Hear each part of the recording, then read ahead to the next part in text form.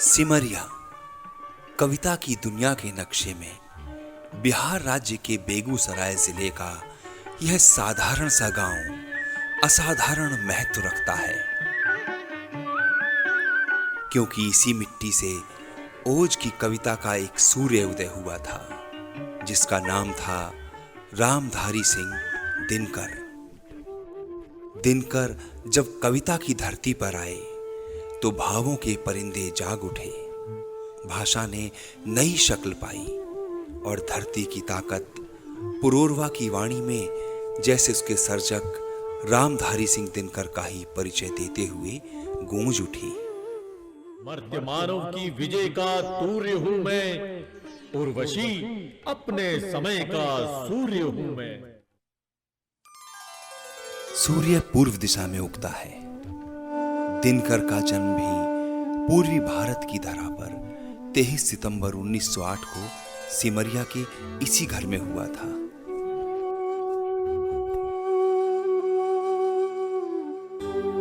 दिनकर ने अंग्रेजों की गुलामी को भी देखा और उनके अत्याचारों से त्रस्त किसानों के जीवन के अंधकार को भी। उस अंधकार को जिसके विरुद्ध संघर्ष छेड़ने की नींव दिनकर के विचारों में पड़ चुकी थी। अन्याय और अत्याचार के विरुद्ध कलम से संघर्ष छेड़ने वाले दिनकर का हृदय हमेशा गांव में रहा। उसी गांव में जहां बचपन में उन्होंने गाय भैंस चराई, जहां कुश्ती कसरत कर उनकी देह तगड़ी बनी, जहां वे 12 गांव के मिडिल स्कूल में नंगे पांव जाते और जहां 2 वर्ष की उम्र में पिता का साया उनके सर से उठ चुका था। दिनकर जी का जो अनुभव का लोक है वो अपने समय के समाज में जो उद्वेलन हो रहा है, जो अपने समय के समाज में आज़ादी की लहरें उठ रही हैं, उनका चित्रण करना है।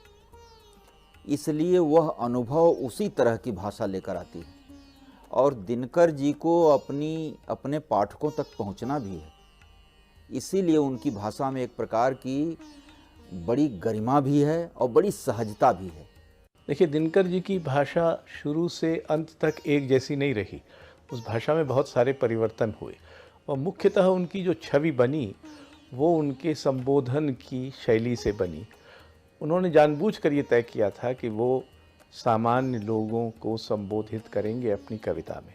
उनका उदय स्वतंत्रता संग्राम के दौरान हुआ था और एक तरह के राष्ट्रीय चेतना के वो वाहक कवि थे। सीधा सपाट संदेश नहीं है कुरुक्षेत्र का,